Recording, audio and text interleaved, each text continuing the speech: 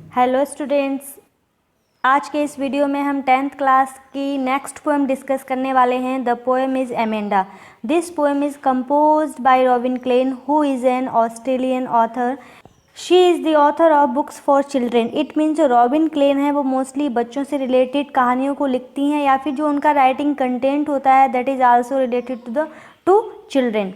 So let's start. Robin Klein has expressed the views of a little girl Amanda, who is constantly pointed out by her mother for making mistakes.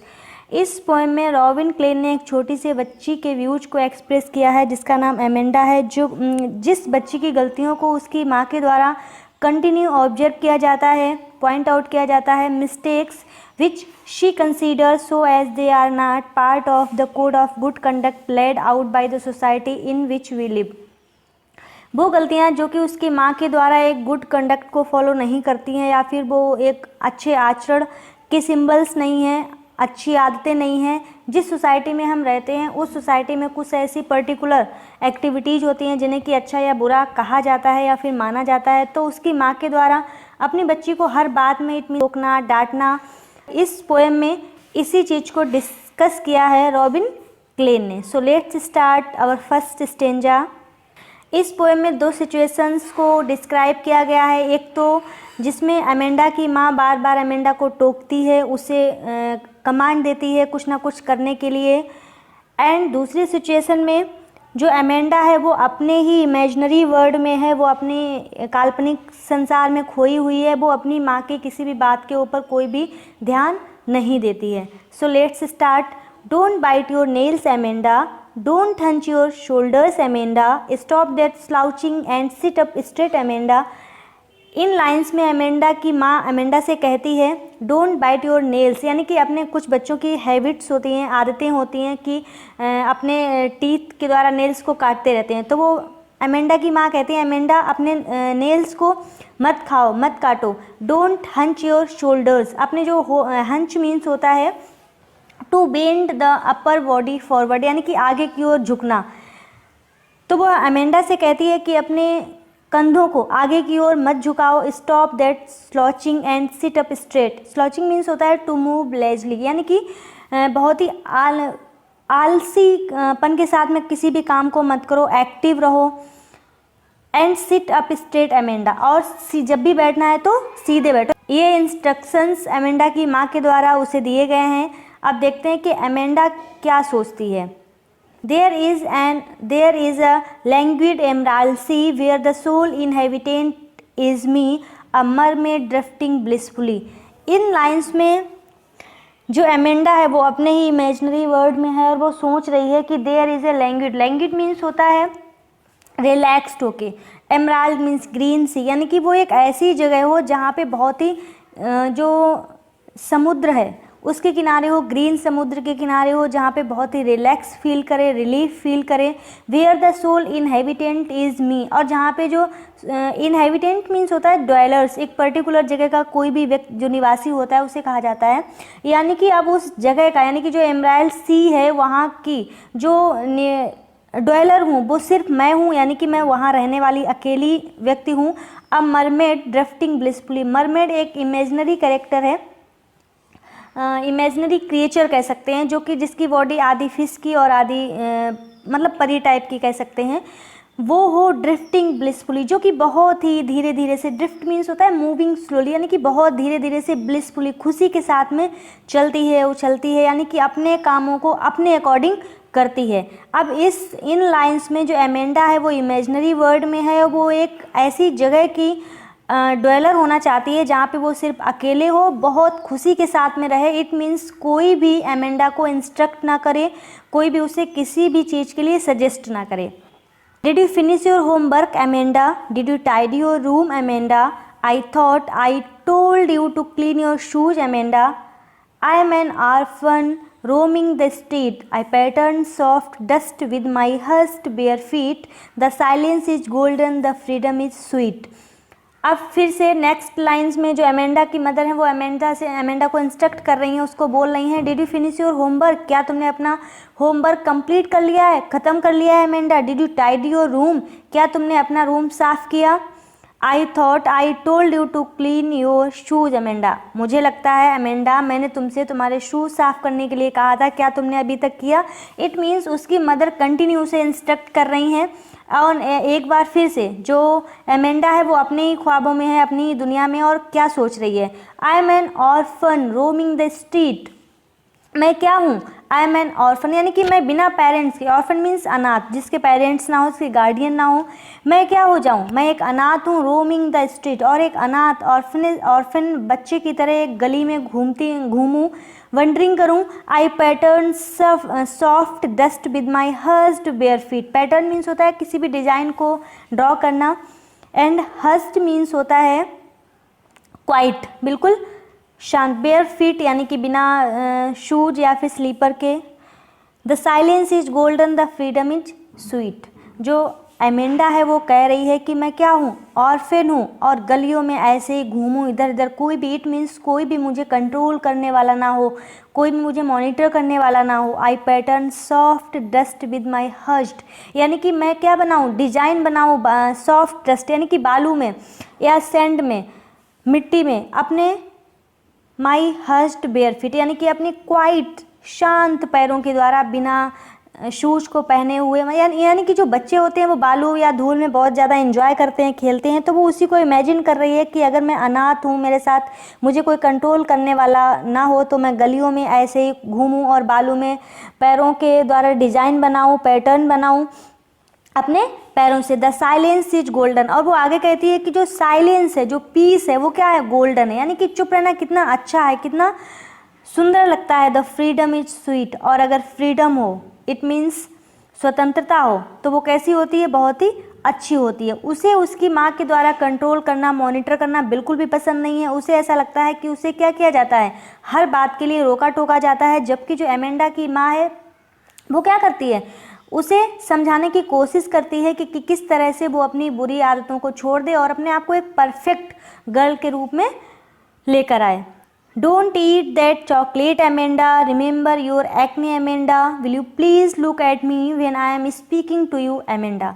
वो Amanda की माँ आगे कहती है don't eat that chocolate Amanda, Amanda वो chocolate नहीं खाना। Remember your acne, अपने दानों को याद करो। इट मीन्स, एक्ने मीन्स होता है जो कि पिंपल्स होते हैं ड्यू टू ऑयली स्किन, अपने पिंपल्स तुम भूल गई हो। अमेंडा, इट मीन्स जो चॉकलेट है वो तुमको नहीं खानी है, क्योंकि चॉकलेट की वजह से तुम्हारे फेस पे क्या हो जाते हैं? एक्ने हो जाते हैं। Will you please look at me, और जब मैं तुमसे बात करती हूँ ना, I am speaking to you Amanda, Amanda जब मैं तुमसे बात करती हूँ, तुमसे कुछ कहती हूँ, तो तुम प्लीज़ मेरी तरफ देखा करो मत। इट मीन्स मेरी बात को इग्नोर मत किया करो, मुझे अवॉइड मत किया करो। जब मैं किसी बात को कहती हूँ तो फिर अटेंटिवली उस बात को सुना करो।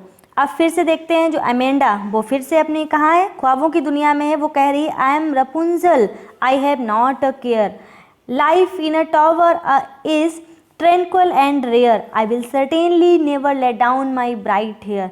रेपुंजल मीन्स होता है this is also an other imaginary character, जो कि एक कह सकते हैं एक फेरी होती है, एक परी होती है, जिसे कि एक विच के द्वारा कैप्टिवेट कर लिया जाता है, पकड़ लिया जाता है एक टावर में, यानी कि एक पर्टिकुलर स्पेस में उसे बंद कर दिया जाता है। और जब उसके पास किसी को जाना होता है, इट मीन्स उस विच को जाना होता है, तो वो क्या करती है?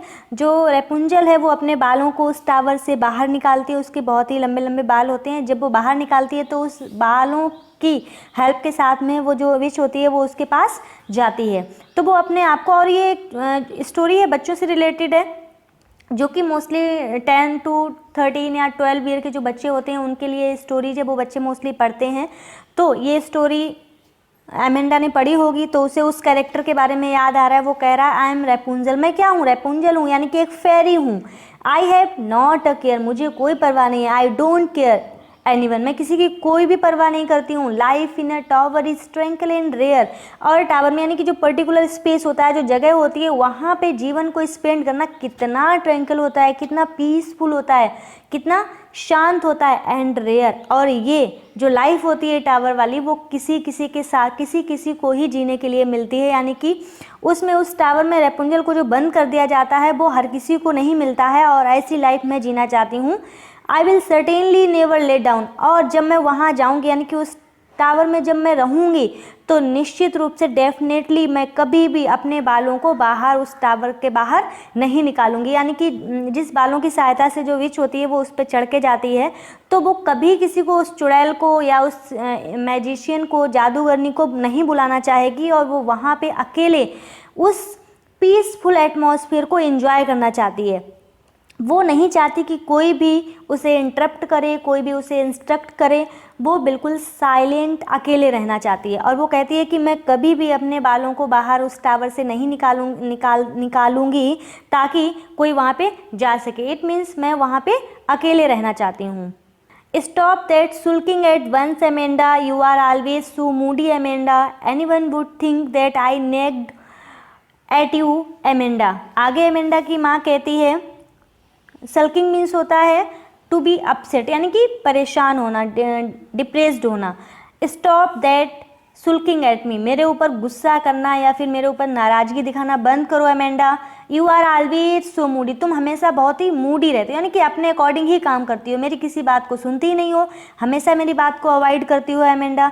एनीवन वुड थिंक, कोई भी ये सोचेगा, किसी को भी लगेगा, that I nagged at you, कि मैं तुम्हारे ऊपर क्या करती हूँ। नेग्ड मीन्स होता है स्कोल्डेड, यानी कि डांटना, मैं तुम्हें हमेशा डांटती रहती हूँ एमेंडा। हाँ, जो भी सुनेगा उसको यही लगेगा कि मैं तुमको हमेशा डांटती रहती हूँ, जबकि ऐसा नहीं है। यानी कि जो एमेंडा की माँ है या फिर जो मोस्ट ऑफ द पेरेंट्स होते हैं वो हमेशा अपने बच्चों को एक अच्छी सीख देना चाहते हैं, अच्छे संस्कार लाना चाहते हैं अपने बच्चे में, इसलिए वो सही और गलत को सिखाना चाहते हैं। लेकिन बच्चों को क्या लगता है कि वो उन्हें हर बात पे स्कोल्ड करते रहते हैं, डांटते रहते हैं, उनकी किसी बात को मानते नहीं हैं, यानी कि बच्चे जो हैं वो अपनी मर्जी का नहीं कर पाते हैं। इसलिए एमेंडा को भी ऐसा ही लगता है कि जो उसकी माँ है वो क्या कर रही है, उसे डांट रही है। तो एमेंडा की माँ क्या बोल रही है, मैं तुम्हें डांटती नहीं हूँ, मैं तुम्हें समझाने की कोशिश करती हूँ, और जो भी सुनेगा उसको यही लगेगा कि मैं तुम्हें डांटती रहती हूँ, इसलिए मेरी बात को सुना करो, अपने एक ख्वाब की दुनिया में मत रहा करो, मेरी बात को सुना करो, मैं तुम्हें डांटती नहीं हूँ। So this was the poem explanation. And एक बार फिर से इस पोएम की समरी देख लेते हैं। This poem expresses the state of a little girl mind who is constantly instructed about dos and don'ts by her mother. ये जो पोएम है उसमें एक छोटी सी बच्ची की स्टेट, यानी कि उसकी परिस्थिति को, इसके सिचुएशंस को एक्सप्लेन किया गया है, जिसमें उसकी माँ के द्वारा कंटिन्यू क्या करना है क्या नहीं करना है इंस्ट्रक्ट किया जाता है। The girl named Amanda and her mother who is irritating her for mistakes her mother use to give instruction not to hunch her shoulders and to sit up straight, यानी कि हर बात में उसकी माँ उसको इरिटेट करती है, टोकती है, उसकी गलतियों को बताती है कि इस तरह से मत बैठो, ये मत करो, don't eat that, don't go there, don't sit here, यानी कि बहुत सारी चीज़ों को क्या करना है क्या नहीं करना है उसकी माँ के द्वारा इंस्ट्रक्ट किया जाता है, जिसकी वजह से जो एमेंडा है दैट वो बहुत ज़्यादा इरिटेट हो जाती है, बहुत ज़्यादा परेशान हो जाती है, इसलिए वो अपनी ही दुनिया में रहती है। Her mother reminds her to finish her homework, उसकी माँ बार बार उसे उसका होमवर्क फिनिश करने के लिए याद दिलाती है। The little girl Amanda keeps dreaming about freedom of life, जो छोटी सी बच्ची है वो क्या करती है, मतलब एक फ्रीडम की दुनिया में रहना चाहती है, उसके लिए एक इमेजिनरी, उसने एक इमेजिनेशन करती है, सोचती रहती है। Her mother also feels that she is sitting in a very lethargic manner, और उसकी माँ को ये भी लगता है कि जब वो बैठती है तो बहुत ही एक आलस वाले मैनर में बैठती है, लेथार्जिक मैनर में बैठती है। To this Amanda imagines herself as a mermaid swimming, तब जो एमेंडा है वो क्या करती है, जब उसकी माँ उसको बार बार इंस्ट्रक्ट करती है, उसे डांटती है, तो एमेंडा जो है वो सोचती है कि वो क्या हो जाए, एक मरमेड हो जाए, यानी कि एक इमेजिनरी कैरेक्टर, एक क्रिएचर है जो कि अपने अकॉर्डिंग अपनी लाइफ को जीती है, जो उसे करना होता है वो करती है। वो चाहती है कि वो बिल्कुल मरमेड की तरह फ्री होके स्विमिंग करे, यानी कि एक ऐसी जगह रहे जहाँ पे वो सिर्फ अकेली ड्वेलर हो वहाँ की, और उस सिचुएशंस को, उस एटमॉस्फेयर को बहुत ही इंजॉय करे। She wants to live a calm and relaxing life in the beautiful green sea. Amanda has another daydream in which, Amanda जो है वो दूसरा एक और ड्रीम देखती है जिसमें कि imagines golden silence and undisturbed freedom. वो चाहती है कि एक मतलब वो उस इमेजिनेशन में वो सोचती है कि वो बिल्कुल ऑर्फिन हो जाए, अकेली हो जाए और अकेले होकर फ्रीली गलियों में घूमे, बिना शूज के उसे ऐसा लगता है कि जो साइलेंस है वो कैसी है, गोल्डन है, एंड अनडिस्टर्ब्ड फ्रीडम चाहिए उसे। She utters that she would have enjoyed her freedom then, और उसे लगता है कि तब वो अपनी फ्रीडम को एंजॉय कर पाएगी by making the patterns of her bare feet on the sand, और बालू में अपने पैरों से डिजाइन बनाना चाहती है, रहना चाहती है अपने अकॉर्डिंग, लेकिन जो उसकी माँ है वो ऐसा नहीं करने देती है, जिसकी वजह से वो बहुत ज़्यादा इरिटेट होती है, परेशान हो जाती है और अपनी माँ की किसी भी बात को नहीं सुनती है। So this was the poem summary. I hope कि आप लोगों को पसंद आई होगी, समझ में भी आई होगी। सो प्लीज़ वॉचिंग एंड इस वीडियो को एंड तक देखिएगा। आई होप कि आपको समझ में आएगा। लाइक, शेयर एंड सब्सक्राइब भी कीजिएगा। Thank you so much.